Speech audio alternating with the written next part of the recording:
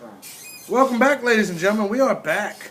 And you just saw, anyways, I'm probably going to add the videos together, so I probably look real stupid in the middle of the video saying, hey, we're back. But we're back. I'm drinking E&J. I'm chilling. And we're reviewing the Wrestling Classic. So make sure you subscribe, you like, all that shit. Probably, I don't really want you to share it too much because then people are going to start liking the channel. Then we'll get popular. Then we'll get famous. Then people will start talking bad about us and hating on us. And wouldn't you want that? Because once you have... No, man, it makes me want to go hurt them. They're not really your haters. They're secret lovers. That is true. They are lovers. Secret lovers. I know. All right, now let's move on. All right, match number 9. And by the way, there was 15 matches in this pay-per-view, which I loved. There was only 9 in WrestleMania 1. All right, let's move on. The Dynamite Kid. This is the second best match.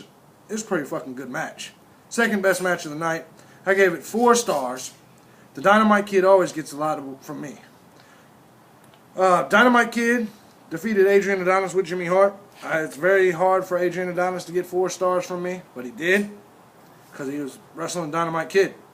Dynamite Kid, 4 stars, beat him. Dynamite Kid, Chris Benoit's hero, one of the best in the world. I'm sorry for what happened to you later in life, Mr. Billington, what the fuck is his nname? I think it's Wellington. Well, I think it's Wellington. But I'm a fan. I'm a fan. Dynamite Kid, straight up, another victory, 2-0 on the night. He moves on. He beats Adrian Adonis, the guy that later becomes gay. Okay. I also have to give it a 4-star match. Like I said, a lot of the matches on this card tonight were competitive. I liked how it played out. The future the prequel to Darren Young versus Dynamite Kid was also a really good match. But I have to give it a 4-star match. So. Not bad. Next match. We saw this at WrestleMania 3. This match was not as good. Oh, yeah. I did give it 5 stars. Randy Savage with Miss Elizabeth defeats Ricky Steamboat. Another 5-star match. Not quite WrestleMania 3. Some people say this is better. Randy Savage defeats Ricky Steamboat. He gets a 5-star match. Only 2 matches on this card got a 5-star from me. This is one of them. In fact, Randy Savage is in both of them. But this one got 5 stars. Alright? Yep. I mean, motherfucker, that alright means go. Alright. Yeah. I also have to get a 5-star match. Any match between Randy Savage and Ricky Steamboat are 5-star matches. Personally, I have to think Randy Savage is the best Intercontinental Champion of all time. I want you to submit your views on it. I want to see who do you think is the best Intercontinental Champion of all time. But still, any match between Randy Savage and Ricky Steamboat are great matches. It was competitive like always. WrestleMania 3, if I was able to rate over 5, I would, but this one gets a solid 5. I agree. Junkyard Dog in the next match gets a 1 star as he beats Moondog Spot. Horrible match. Horrible. 1 star. Junkyard Dog moves to 2-0 on the night. What the fuck was that? That's my Junkyard Dog fight. He's one of his finishers. He gets down on his hands and knees and starts biting people in the head. Does he?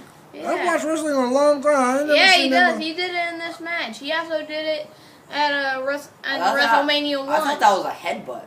No. Yeah, he does headbutt people like that. But he also does bite them. He goes. So is that what his move is? Man, alright, we'll go with that, I guess. Alright. Next match, I give it 4 stars. Even though it was a double countout, it was a great match. Tito Santana, Paul Orndorff. Tito Santana, Paul Orndorff, double countout, both eliminated, which sucked. It was a great match. Give it props. I also have to give it. Yeah, I have to give it a 3.5 star. It was a good match. I like both the competitors in it. I'm a Paul Orndorff guy. I never was really for Tito Santana, but it was. Get the Paul Orndorff guy t-shirts ready. Let's get them made. I'm a Paul Orndorff guy. You know what? Fuck that. We're going to do that. All right, go ahead. Yeah, it was a great match. I just liked the match. I liked how competitive it was. I just don't like Tito Santana. Just never have. It's not racist because I don't like somebody that is a different race. Even though y'all be saying that shit, if you don't like Obama, that means you're a racist. And if you're not trendy, you're racist too. If you're not liberal, you're racist. Yeah. What if I don't like enchiladas? Which I do. You're racist. Fuck. If you like peanut butter and jelly sandwiches, you're racist. That is true. That is true. Watch Alex Jones. Because white bread. Because the white bread, goes yeah, it's fucked up. The white bread's always over the brown bread. Politics is crazy, and what some of these people are doing in politics is crazy. But that's sort of another channel. Go check out KOT Productions, and you'll see what I'm talking. You'll see what, yeah. All right, let's move on. The next match was for the WWF title. This was the big match, and I gave it 4 stars, even though it included Hulk Hogan. He defended it, and even included a disqualification. He defeated Roddy Piper by disqualification. You don't like Hulk Hogan? Hulk Hogan, Roddy Piper, disqualification, 5 stars. Hogan retains the title. We saw this feud much later, which we'll eventually get into as we review all pay-per-views, even WCW, NWA, whatever. Later on, when Piper came to the WCW, he was called the Icon, and he made it clear. He said, "Hogan, you've never beat me." He meant pin, because obviously Hogan's beat him. So anyways, with that being said, Hogan with his first victory over Piper, despite Piper's claims to be the Icon. I don't really roll with that, because I have Icon tattooed on my arm. They have to run on No, that was right arm, motherfucker. I know where the goddamn tattoo's at. Icon tatted on my arm. I have had it that way for a long time. Anyways, I'm out of here. Well, I mean, that means it's your turn. It was also a great match. I personally give it a 5-star match. We need another line of t-shirts made. Ric Flair over Hulk Hogan. I'm a Ric Flair guy. Ric Flair has always been better in my eyes. He's always been a better technical wrestler. All Hulk Hogan. Days. Yeah, Hulk Hogan. Not for you, mother. Go. Hulk Hogan's always been a power slam type guy. But in this match, I like the story that will eventually lead up to it much later. I also like the story as of right now. I agree. Behind it was a great match. I agree. Next one was what I consider the best match of the night. I gave it 5 stars. Randy Savage in the semifinals beat, with Elizabeth with him, beat the Dynamite Kid. Whew, great matchup. Dynamite Kid, Randy Savage. Great matchup. Please YouTube that matchup. Wonderful technician, wonderful technical work, wonderful wrestling work. What else can I say? It would be, to me, that was better than seeing CM Punk and Daniel Bryan today. That's how great it was. Or CM Punk and even Chris Jericho, who I love today. So check it out. Randy Savage defeats the Dynamite Kid. That means go, motherfucker. I just pointed at you. Sorry, I'm kind of slow today. But I have to give this one a 5-star match too. I love seeing the 2 technicians going at it. I've actually always thought this about CM Punk. I've always thought CM Punk style wrestling is a lot like Randy Savage. CM Punk wasn't in Wrestling Classic 85. No, I just said his wrestling style is a lot like Randy Savage's. And I can see that a lot in him. That's why it makes him so entertaining. But this match was also a great match too, because they're both kind of technical wrestlers.